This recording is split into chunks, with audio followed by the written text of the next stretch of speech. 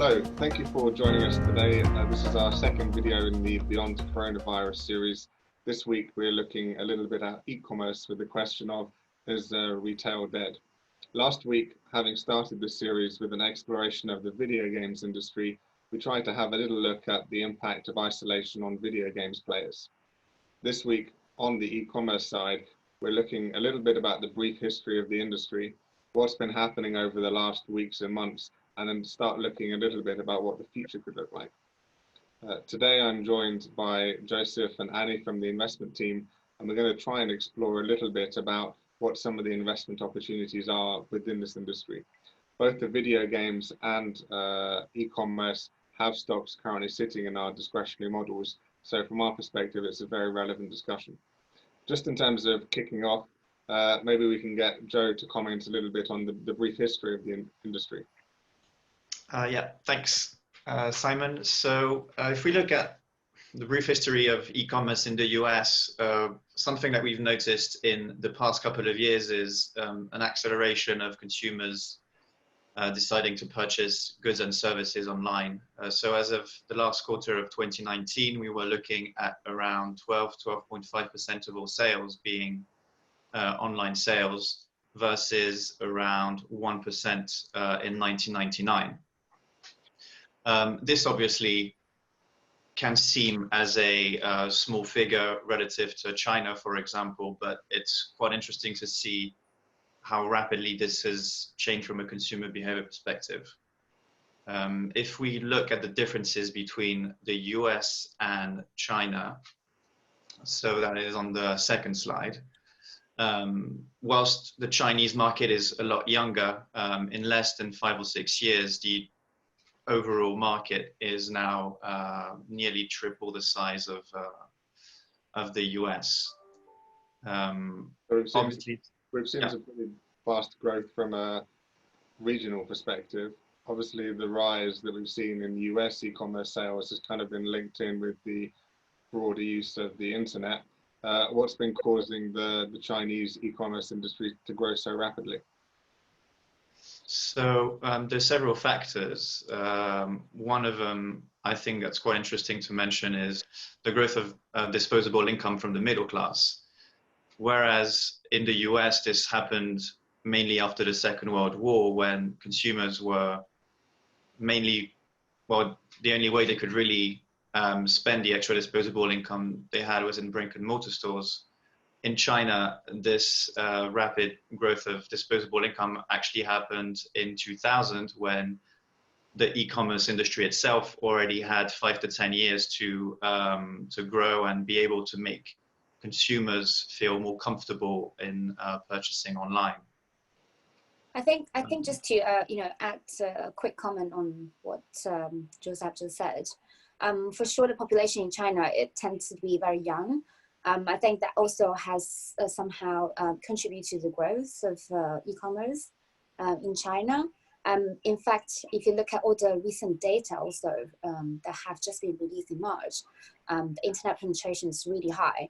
I think actually more than 80%, and among which more than 99% is on mobile phone. We're talking about mobile phone users. So I think that definitely has contributed to the growth of e-commerce in China.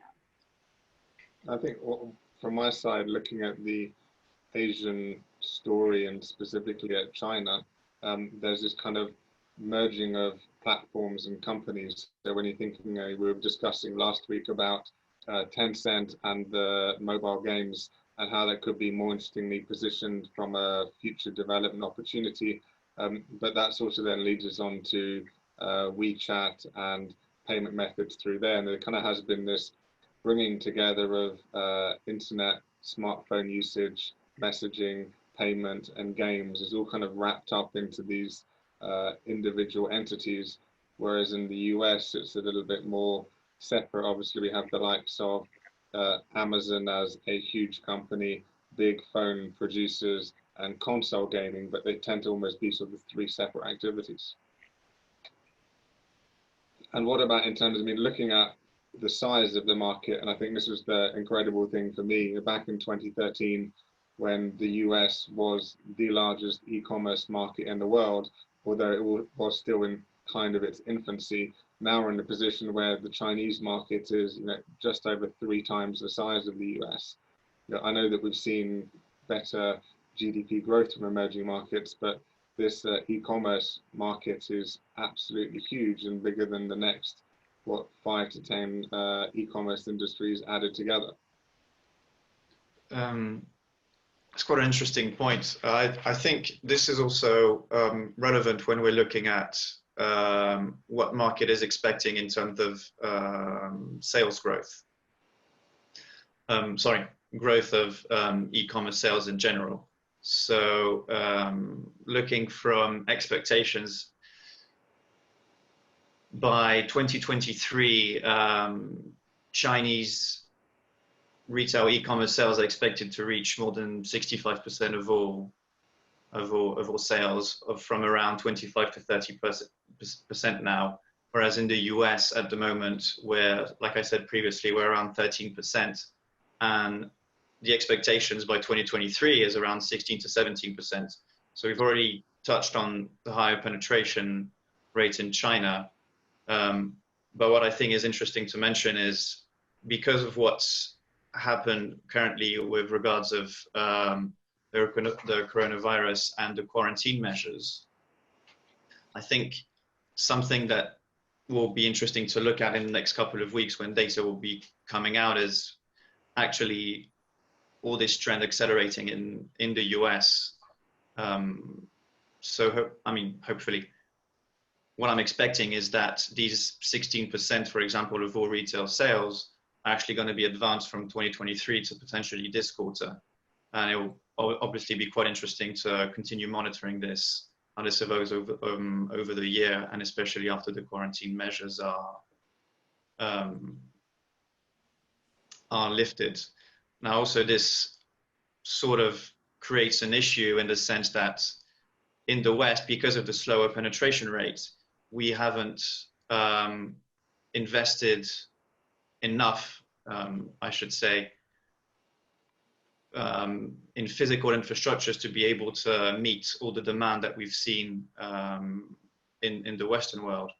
If I'm not mistaken, Amazon came out saying that they had to hire more than 70,000, or they were looking to hire 70,000 employees to meet consumer demand. We had delays, long queues for people trying to purchase online because we didn't actually have the physical infrastructure in the West to be able to meet the demand. And this was because of the expectations of a slower penetration rate in the US versus China. I think another factor that needs to be sort of highlighted is also in terms of market share. In China, we have few players who are dominating the market. If you look at the US, actually, we have way more players. With, we all know, like Amazon, it's big, but it's less than 15%. But if you look at market share in China, like Alibaba, Tencent, they basically dominate the markets, which is actually pushing helping the penetration of e-commerce. Also, another factor to be considered, also, these companies are actually pushing the online payment as well. In fact, recently Tencent is collaborating also with Visa and MasterCard to make this more international, to facilitate the cross-border transactions. I think all these factors together, they are just making the situation in China much easier in terms of growth of e-commerce.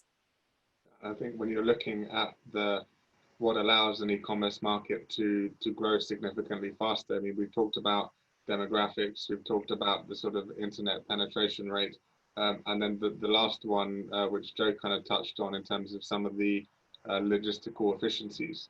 We've seen in the UK, the penetration of e-commerce has been significantly higher than in the US.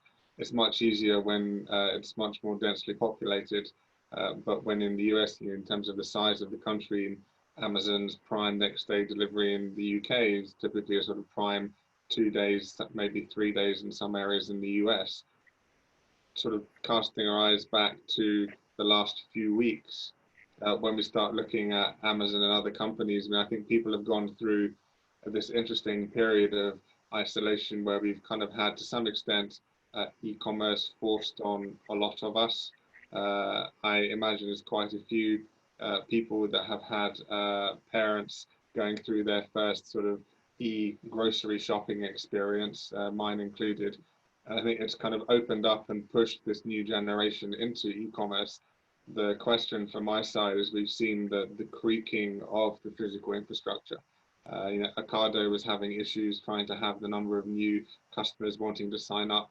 And I know, Anna, you like your local grocery produce. Joe likes his farmers market shopping.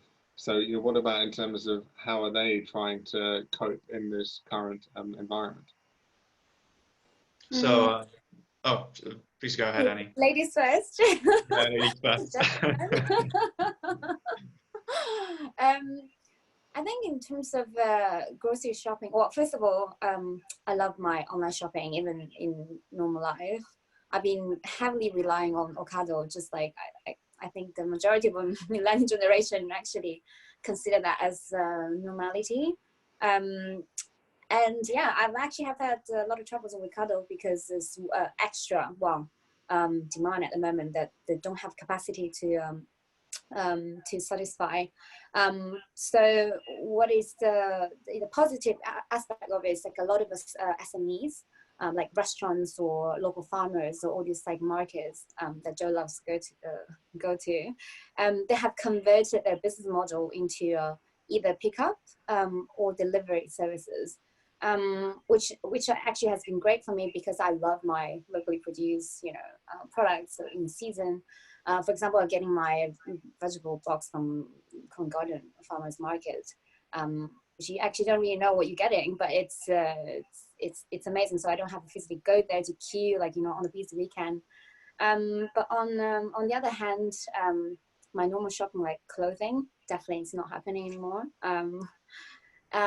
Just first of all, I think people have less income at the moment with a lot of people on furlough. They just don't have extra income to spend on clothing, which is not really necessary besides going to the kitchen or the living room.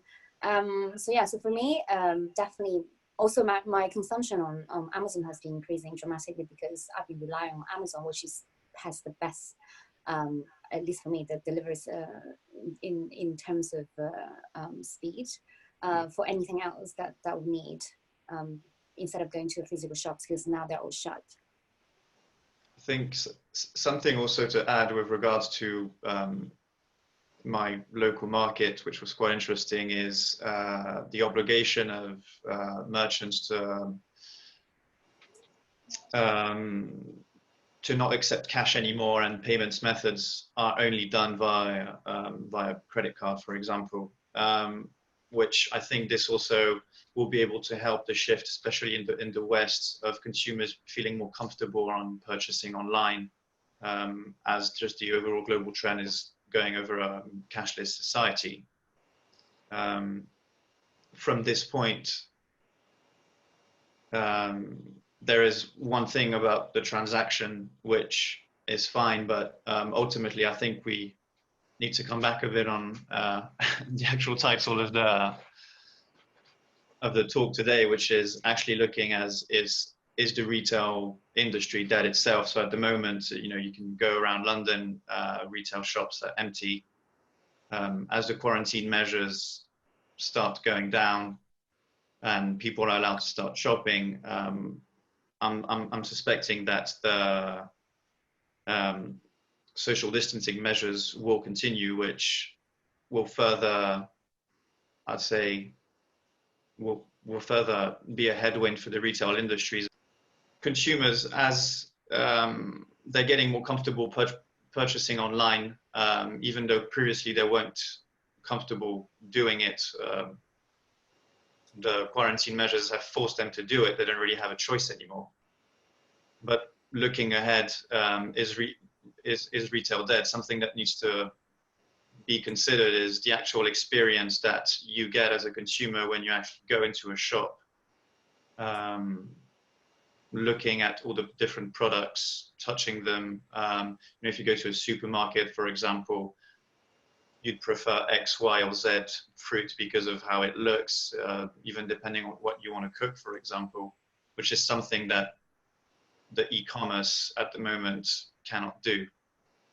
I think from that perspective, it's there's the behind the scenes component, so that it's nice and easy to click a few buttons on your screen, and then theoretically the next day the product that you want turns up. That's kind of, even from a supermarket perspective, it still requires somebody to physically walk around the shop, physically choose the item, pack it, and deliver it to you and carry it into your house. From that perspective, we've seen that physical side creaking.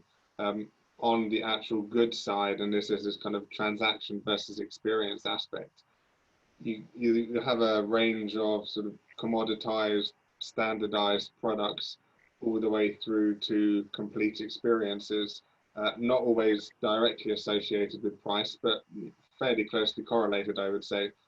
And as Joe said, sort of picking up on the title, what's going to be interesting to see, because the experience side is incredibly difficult to replicate. As Joe mentioned, it comes, car is a perfect example. If you want to buy a car, you want to go and see the car, you want to sit in a car, test drive the car. It's difficult to do that through even virtual reality, whereas buying, we were talking about a box of Maltesers, should be the same irrespective of how, where and why you buy it. And then we're kind of looking at this transition in between, and groceries sit in that middle segment of what kind of fruits do you want, and do you want the large, slightly greener, more unripe bananas, or do you want the very yellow, very ripe bananas? And that's kind of a personal preference thing. From our side, when we're looking at the experience, that kind of takes us naturally on to the more luxury goods.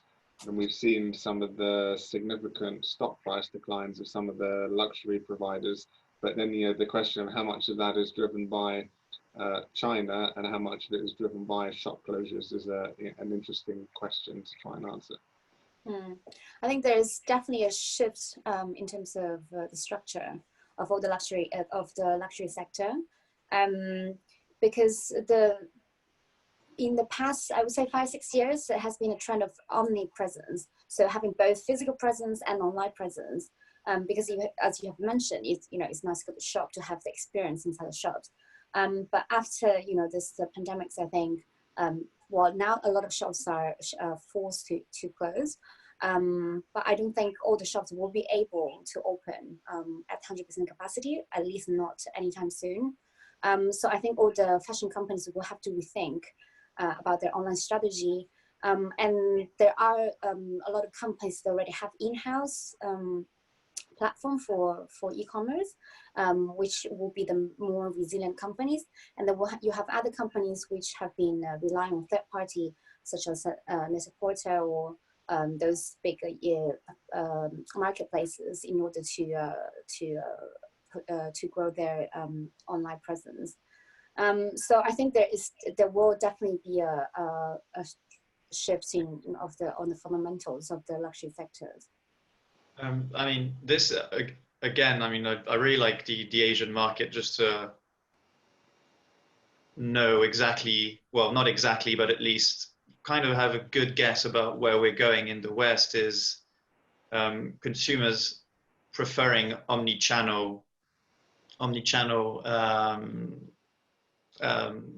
sales. So, for example, I think it was a couple of years ago, McKinsey did a report where they found that 83% of consumers would look at something online and then go physically into the shop to purchase the goods. And last year, they did the same questionnaire, and the figure increased to 88%. So something quite interesting is that a lot more consumers actually are still wanting this experience, even for luxury goods. And the companies that have been able to maintain double-digit growth or continue attracting new clients are the companies that have actually evolved the, I'd say, old retail structure where you just have a shop with loads of different clothes that you can choose on, but you actually go into the shop and experience something completely different than you would going into a different brand, for example. I love trying my clothes on, don't get me wrong. So I think that's the thing from an e-commerce perspective is, you know, whether the transaction is done online or in a shop, there's very few companies and shops that now don't have a website. And that has really been a key advertising, displaying your wares. And that, I think, has helped some of them make that transition across to having an exclusive e-commerce facility.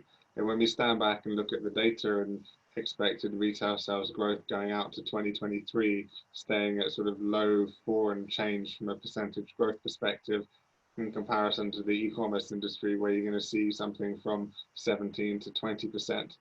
Now, this is kind of looking worldwide, so we are going to see some cannibalization, and mostly cannibalization away from standard retail.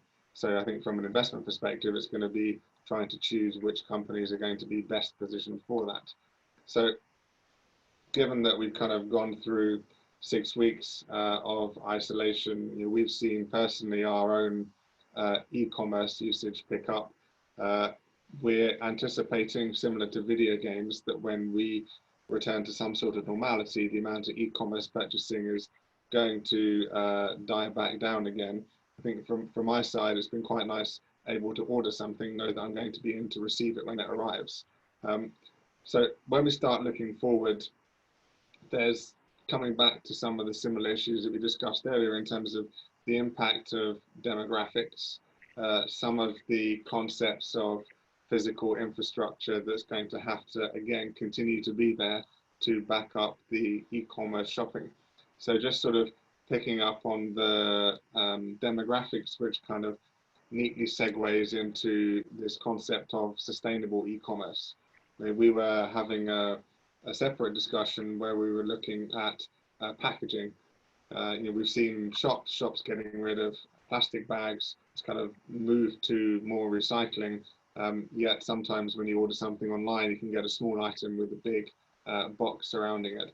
So when we're starting to look at this, millennials, Gen X, Gen Z, wanting to have better idea of origination, where's the product come from, where's the food come from in the current environment, we kind of need to try and think about how companies are going to try and factor that in going forward as well. I think by now everyone knows that I'm the biggest believer of impact investment. I can't emphasize more on the fact that this pandemic situation actually has made everyone, from youngest one to the oldest one, to understand the importance of you know, climate change, all the urgent issues in the globe. So I think people are starting to get more and more aware, and this is definitely influencing the consumer behavior as well. As a consequence, you know, the consumers are more conscious about what they're buying, the sources, you know, for example, in terms of food, looking at ingredients. I think exportation, importation also, because of the coronavirus situation, have been affected heavily. So we're seeing way less imported products. People are buying more and more locally produced seasonal products from you know, the countryside in UK, buying less meat, for example. People are exploring other more like vegan and vegetarian options, for example. Yeah, I think it's a good moment that people actually start to rethink about what they want to buy from now and in the future. And the whole concept of e-commerce is supposed to be less retail footprint, better supply chains, and this sort of new consideration looking forward, which is going to be focused a bit more on the idea of more sustainable manufacturing and trying to move as much as possible towards zero waste. Now, the other aspects in terms of the infrastructure, you know, the fact that behind your screen click, there are a mountain of people having to pick, pack, ship, and deliver the item that you've selected. We're looking at, from a future investment perspective, is this going to lead to more robotics investment? Currently, there's estimated to be about 3,200 robot-enabled fulfillment centers, but that's around the world. So we're going to have to see that number increasingly grow. On the drone side, which I know has been something that Amazon have been looking at and a few other companies, I mean, that's another, especially from this kind of social distancing, lack of contact perspective. So then we're kind of looking at, well, what is the next stage? Are we looking at self-driving cars, drones, robotics? Because at the moment, we've seen, I think to some extent, the limit that we can get to when we are trading on old infrastructure. I mean, funnily enough, we're talking about robotics and self-driving cars. I have been relying on my bicycle to pick up my local deliveries. Well, I mean, orders. So, I mean, with regards to drones and self-driving cars, I think before we get there, there's a lot of investments and evolution that the industry needs, at least from this side. Even just from a legal perspective, is it legal for a drone to fly around central London? Let alone, you can imagine there won't be just one drone flying around. You'd have dozens, maybe hundreds of drones. So this, I think, will cause other hurdles before we can actually get to a fully self-driving drones or cars being able to deliver goods to your house straight away.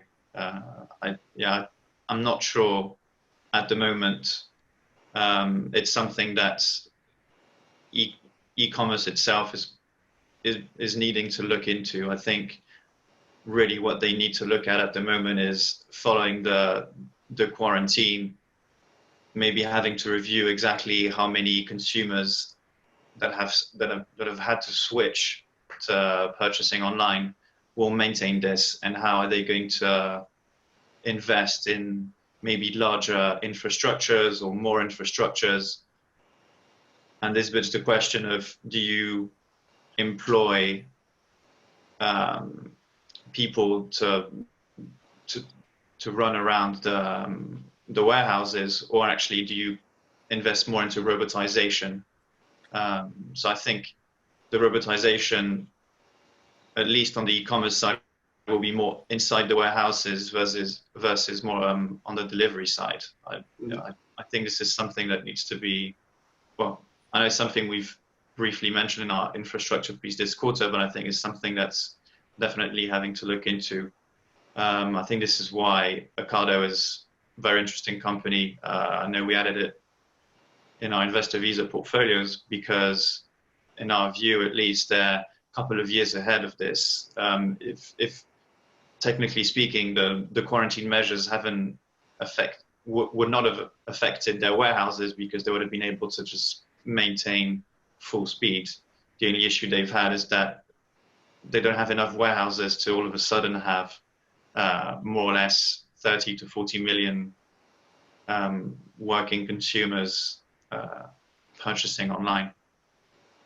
But even on the sustainability side, I mean, I'm a biggest fan of Ocado because I've been using it forever. Also, they allow you to choose the green delivery options, so you can choose around all different times of the day. You can actually choose the one that it's more that's more green. I think they're trying to cut dramatically their carbon footprint. Also, they have different, when you shop on Ocado, they have different categories of products which are locally produced, which have like a negative carbon footprint. I know, I'm one of those, looking specifically at where the products are they're coming from. I think in terms of as a consumer, I love my Ocado. What we've been looking at is also, from a wealth transfer perspective, wealth is moving to younger generations. E-commerce is definitely more targeted at the younger generation, so it has to be able to adapt to changing consumption patterns, changing interest in consumption. And the one thing that the virus has done is act as a catalyst to speed through some of these changes. You know, we spent, as I said, the time last week looking at increase in video gaming and asking ourselves the question of how many people are going to continue gaming once the isolation period ends. You know, the same question for e-commerce. How many people had not really done much e-commerce before have kind of over the last month and a half become accustomed to increasingly transacting online and having their goods arrive, so that when they do have the option to go back to the shop, they think, well, maybe I don't necessarily need to take that option anymore, because let's be honest, it does take a lot of the hassle out when you can, to just sit at home and make a few clicks with a laptop, and then a few days later the goods arrive. Okay, perfect. Thank you, guys. I think from my side, we're well positioned given the stocks that we've got on. We're in the process of releasing a little bit of a look at Amazon versus Alibaba, where we're going to be exploring some of the different mechanics that exist between the two companies.